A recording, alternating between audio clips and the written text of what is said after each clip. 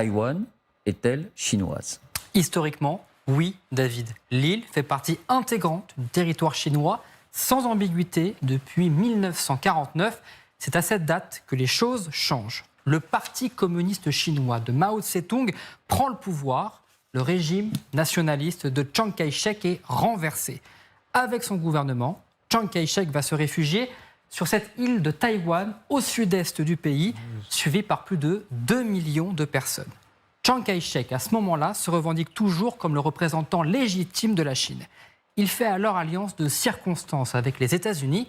Washington déploie alors une partie de sa flotte autour de l'île pour protéger les nationalistes. À partir de là, deux Chines cohabitent, chacune revendiquant la légalité sur l'île et sur tout le territoire chinois. Pendant des années, d'ailleurs, le régime communiste de Mao ne sera pas reconnu comme le représentant officiel de la Chine. C'est ça, chacun dit « la Chine, c'est moi ». Ceux qui ont pris le pouvoir par la guerre, Mao et les communistes, et Chiang Kai-shek qui avait le pouvoir et qui s'est réfugié sur l'île avec ses 2 millions de partisans. Mais aujourd'hui, les choses ont changé. Oui, car au fil des ans, le régime communiste de Mao a affirmé son pouvoir. En 1971, l'ONU finit par reconnaître la République populaire de Chine comme l'unique État chinois. Souvenons-nous d'ailleurs que le général de Gaulle l'avait déjà fait dès 1964. Taïwan perd alors son statut d'État. Elle ne peut plus se revendiquer comme représentante de la Chine, mais Taïwan refuse pour autant le rattachement à Pékin. Ce statu quo est d'ailleurs toujours en cours aujourd'hui. Pour Xi Jinping, Taïwan, je cite, est une province rebelle, la 23e de la Chine. Taïwan, de son côté, se revendique autonome, allant même jusqu'à élire son propre gouvernement. Bah oui, parce qu'entre-temps, Taïwan est devenue une démocratie. Et c'est ça aussi qui creuse le fossé entre l'île et le continent. Oui, l'île affirme ses différences avec Pékin. Depuis 1978, Taïwan est une démocratie, avec un président élu, et elle a connu d'ailleurs plusieurs alternances politiques. L'autre raison qui fait que Taïwan existe de facto, c'est son économie. Taïwan est aujourd'hui la 21e puissance économique mondiale, le premier producteur au monde de semi-conducteurs que l'on retrouve notamment dans tous nos smartphones. Une autre raison pour les États-Unis de la soutenir sans relâche. Si Pékin souhaitait réintégrer Taïwan par la force, justement, est-ce que les États-Unis s'engageraient militairement ? En tout cas, Joe Biden l'a affirmé il y a quelques mois. À la question de savoir si les Américains défendraient Taïwan en cas d'invasion chinoise, le dirigeant américain avait répondu « oui » si une attaque sans précédent venait à se produire.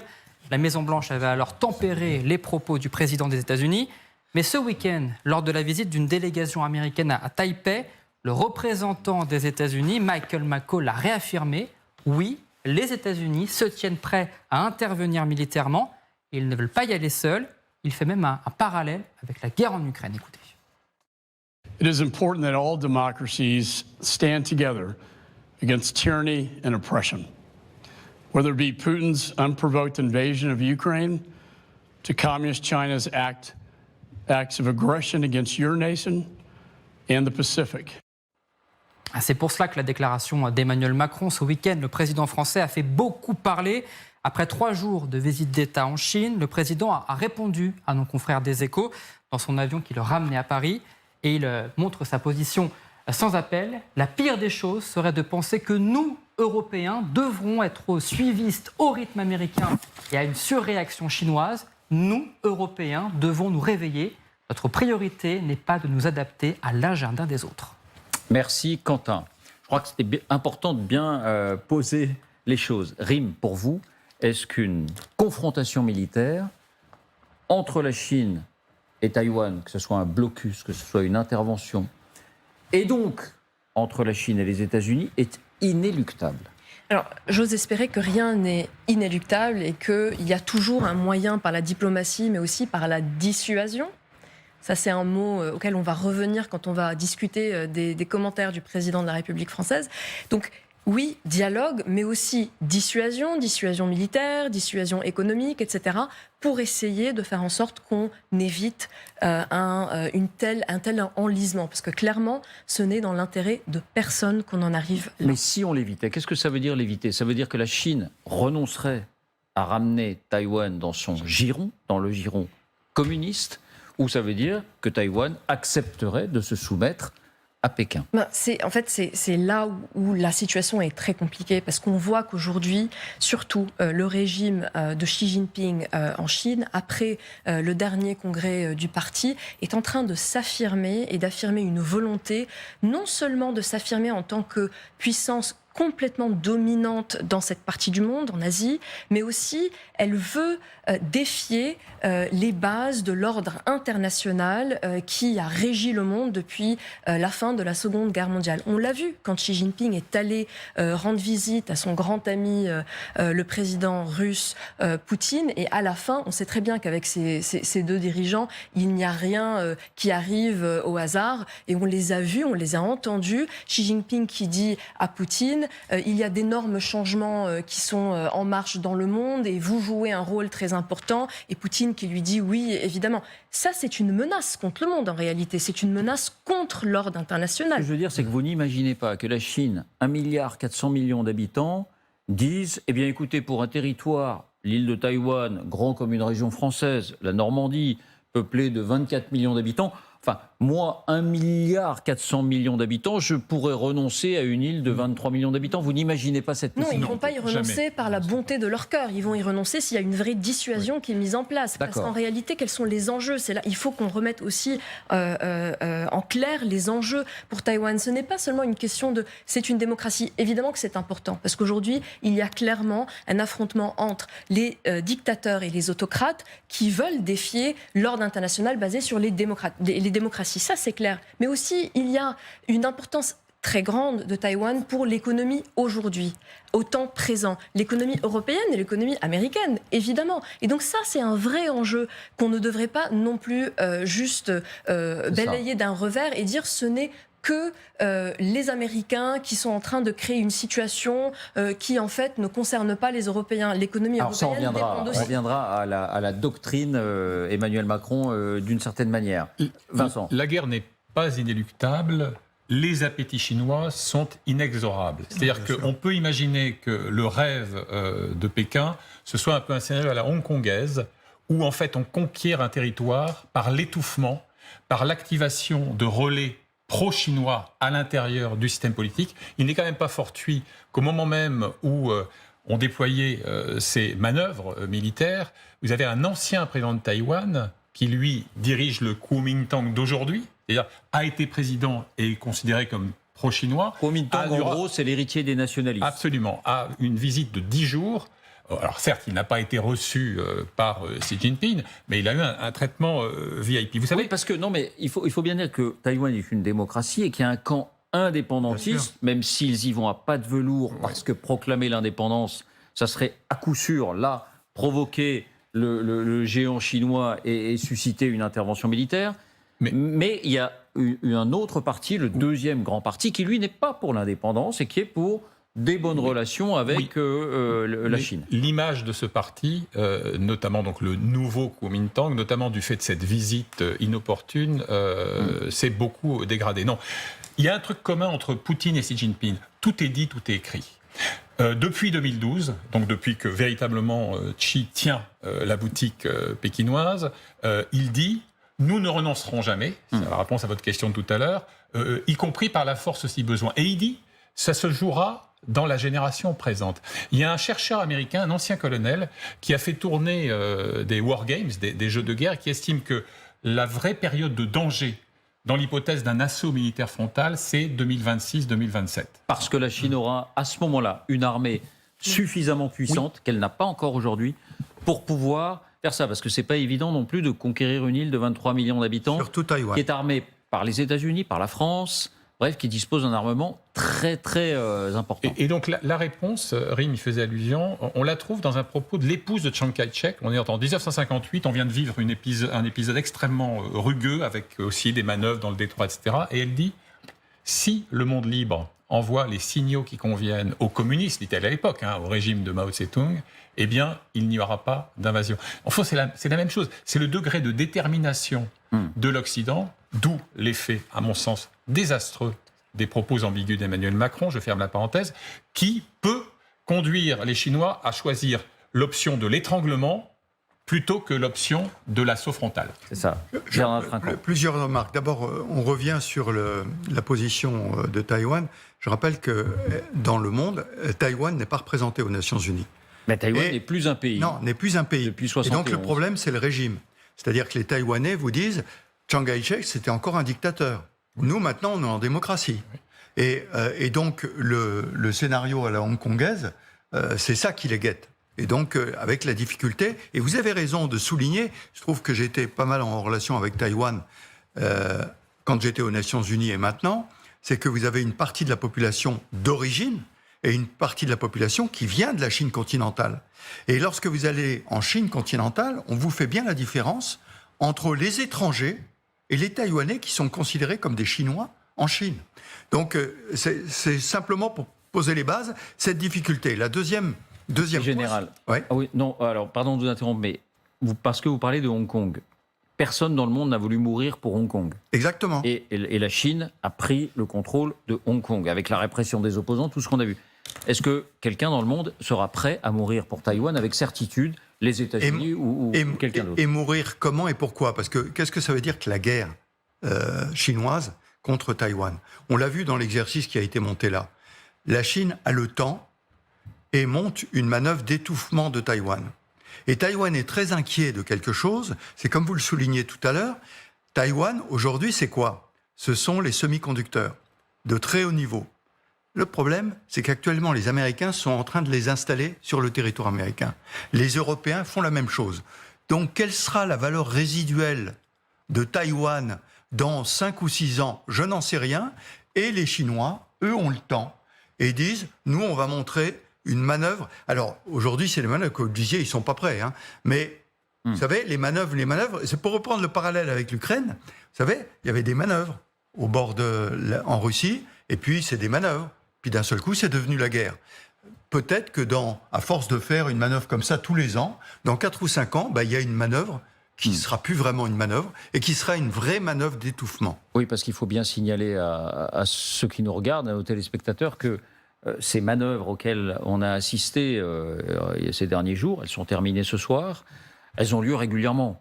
La dernière fois, quand Nancy Pelosi est allée à Taïwan, il y a eu aussi tout un tas de manœuvres, c'est de l'intimidation, c'est de la pression, et c'est régulier depuis des années et des années. Il y a eu aussi des manœuvres américaines d'ailleurs, hein, des manœuvres américaines communes avec les Japonais ou autres, pour aussi impressionner les Chinois et leur dire, si vous vous aventurez à intervenir militairement à Taïwan, vous savez qu'on sera là. Maintenant, la position d'Emmanuel Macron, on va revoir sa déclaration. Ce qu'il dit en substance, c'est cette guerre n'est pas la nôtre. Si guerre il y a, elle ne sera pas la nôtre. Et les États-Unis voudront y aller à tout prix. Eh bien, nous n'avons pas forcément à les suivre. Nous n'avons pas à nous impliquer. Bref, cette bataille pour Taïwan n'est pas forcément la nôtre. C'est une façon d'affirmer l'autonomie stratégique européenne. Donc, il ne faut pas négliger cette toile de fond. C'est-à-dire, nous, Européens, ne devons pas être pris dans cette confrontation directe, frontale, entre la Chine et les États-Unis. Est-ce qu'il a raison, Rime? En fait, il faut se poser plusieurs questions, pardon. Mais autonomie stratégique, l'Europe a des intérêts qui peuvent différer des intérêts américains, surtout en Asie. Très bien. Évidemment que c'est acceptable et même c'est souhaitable. Mais là où il y a de vrais problèmes, c'est que, pourquoi est-ce que le président français a décidé de dire ça en Chine, à propos des États-Unis? Il était dans l'avion, il était en train de rentrer. Michel Etat ne devrait jamais parler dans l'avion. C'est juste une question qu'on pose. Pourquoi est-ce qu'il n'a pas eu cette conversation, même en France ou bien aux États-Unis, quand il y était en décembre et qu'il a fait ses déclarations là-bas? Donc ça jette le trouble. Et en fait, ça aide ce que les Chinois et les Russes veulent faire. C'est-à-dire, ils veulent semer la zizanie et ils veulent détacher le camp occidental. Mais est-ce que c'est la zizanie ou est-ce que c'est une saine différence que peut exprimer l'Europe ou la France? Alors j'y arrive. Et c'est très important parce que là, ça pose la question du rôle de la France dans le monde. À longueur de journée, on nous explique, du président aux diplomates, que la France est une puissance nucléaire, qu'elle est le seul pays de l'Union européenne qui a qui est au Conseil de sécurité de manière permanente, qu'elle a une responsabilité très particulière dans les affaires du monde, qu'en plus c'est un pays indo-pacifique, parce qu'il y a les territoires français là-bas. Ok. Donc si on veut avoir cette responsabilité, est-ce qu'on n'a pas la responsabilité aussi de ne pas encourager des pays autocratiques à envahir, à bafouer le droit international, à bafouer l'ordre international qui a fait que l'Europe et la France est aussi prospère qu'elle l'est. Et donc, il y a aussi, je finis sur ça, la crédibilité. Sauf que Taïwan, c'est pas l'Ukraine, c'est un pays indépendant. Je ne fais pas, le cas pour Taïwan. moi, j'ai pas fait le parallèle entre le Taïwan et l'Ukraine pour ces raisons et d'autres. Mais quand on parle d'autonomie stratégique, et d'ailleurs le président dit quelque chose de très vrai. Il dit quand nous on n'a pas pu, en gros, éviter et empêcher l'invasion russe en Ukraine chez nous. Quelle crédibilité est-ce qu'on a à aller dire à la Chine de ne pas le faire à Taïwan? Mais c'est précisément ça. Mais sauf qu'il faut avoir une autre conclusion, il faut en tirer une autre conclusion qui est il faut commencer à donner de la crédibilité à cette question d'autonomie stratégique, mettre les moyens et savoir répondre quand la Russie envahit en Europe un pays souverain, répondre et en fait gérer lui-même, la France, la réponse militaire et non pas dépendre des Américains. Parce que quand on fait ça, on ne peut pas demander aux Américains de venir sauver l'Europe et après leur dire, bon, vous êtes seuls en Chine et en Asie, là où ça vous fait très mal. Cette déclaration... J'ai l'impression qu'elle n'est pas passée chez vous. Non, Vincent. pas du tout. Quand j'ai lu le verbatim de cette déclaration, au passage édulcoré par les services de l'Élysée, comme Politico le signale, parce qu'il a été encore plus loin dans l'échange, je me suis dit, Raffarin sort de ce corps. Enfin, allusion évidemment à l'ancien Premier ministre, agent d'influence pro-chinois. Antoine Bondaz, le chercheur, dit cet après-midi sur son fil Twitter, erreur d'analyse totale, timing catastrophique, contradiction avec la revue nationale stratégique française et le sommet du G7 en août. Et effectivement, moi j'avais cru comprendre naïvement que la France avait des intérêts dans la zone Asie-Pacifique. Bon, et voilà que j'ai un chef d'État qui m'explique que non, ce n'est pas notre guerre, on n'a pas d'intérêt là-bas. Et puis, alors, l'autonomie stratégique, c'est un concept qu'on adore à Pékin. Alors là, c'est pétale de rose. Parce que ça divise le camp occidental. Mais il y a une prétention incroyable. Mais sur le fond, quelle prétention! J'ai gagné la bataille idéologique de l'autonomie stratégique. Mais qu'est-ce que ça veut dire? Les Polonais sont furieux, les Baltes autant, parce qu'ils se disent, eux, font le parallèle. C'est-à-dire l'autonomie stratégique, mais on remplace par quoi les garanties de sécurité américaines? Il n'y a pas de défense européenne commune. Qu'est-ce que c'est que cette autonomie stratégique dont on n'a pas les moyens? Donc je trouve que ce soit sur le fond, sur la forme ou sur le timing, cette déclaration est catastrophique. Si je peux juste rajouter un mot, quel est l'intérêt stratégique? Quel est l'objectif stratégique qui a été défini à l'Élysée que ces propos servent? Moi, j'ai toujours pas la réponse. C'est ça. Vous pensez, mais on a bien compris, Rim, que dans ces cas-là, la dissuasion change tout. Oui. Et que pour persuader la Chine qu'une intervention militaire à Taïwan, que ce soit un blocus ou une incursion, provoquerait une immense réaction occidentale, un Occident uni, il ne faut surtout pas faire ce genre de déclaration. Le président n'a fait aucune déclaration en Chine qui allait dans la direction de la dissuasion. Il était totalement dans la coopération, ce qu'il faut d'ailleurs. Il faut coopérer avec la Chine sur plusieurs choses. Coopérer et dissuader. Et dissuader. Général, est-ce que dans cette affaire-là, la France devrait dire on est aux côtés des Américains quoi qu'il arrive? Alors, écoutez, c'est un vieux combat. Bien avant la guerre en Ukraine, les Américains ont absolument voulu que l'OTAN s'occupe de l'Asie-Pacifique et de Taïwan. Et à l'époque, le président français avait dit, je rappelle, ou la ministre, pardon, à l'époque avait rappelé que l'OTAN, c'était le traité de l'Atlantique Nord et qu'elle ne voyait pas très bien où était l'Atlantique Nord autour de Taïwan. Donc c'est un vieux combat depuis très très longtemps. C'est le premier point. Deuxième point, entraîné par les Américains, pardonnez-moi pour avoir vécu un peu les événements de 2003 à New York, je sais un petit peu ce que ça veut dire. Et moi, je ne suis pas complètement convaincu que les Américains entraînent, et ça a été l'objet de AUKUS, vous vous souvenez de l'affaire AUKUS, dans laquelle, à l'époque, on a dit... Les sous-marins, voilà, australiens, français... Au-delà des sous-marins, qu'est-ce que c'est que cette alliance avec les Australiens, les Britanniques et les Américains militaires contre la Chine dans cette région-là, alors que l'Union européenne a tout un plan de travail avec la Chine qui n'est pas du tout du même ordre et qui travaille beaucoup sur l'économie. Donc on voit bien que nous ne sommes pas alignés, Européens, Français, sur le problème de la Chine. Et moi, je ne parierai pas que dans 4 ou 5 ans, comme je le disais, Les Américains disent, bon, bah, écoutez, Taïwan, vous êtes sympa, mais vous allez négocier avec la Chine continentale. Moi, les puces, ça y est, je sais faire. J'ai plus ce problème-là. On a changé de gouvernement, on a changé d'administration. Il y a une administration qui est un peu moins molle, etc. Donc je pense que sur le fond, l'absence d'alignement avec les États-Unis est une bonne chose. Maintenant, comme le disait Vincent, peut-être ne faut-il pas qu'un président parle dans l'avion. Ça, c'est un autre sujet. Mais le fond, l'alignement sur les Américains, nous sommes alliés, nous ne sommes pas alignés. Et dans ce cas-là, on peut en discuter. Bon. Vera, est-ce que la sensibilité, votre sensibilité là-dessus, qu'est-ce qu'elle vous inspire ?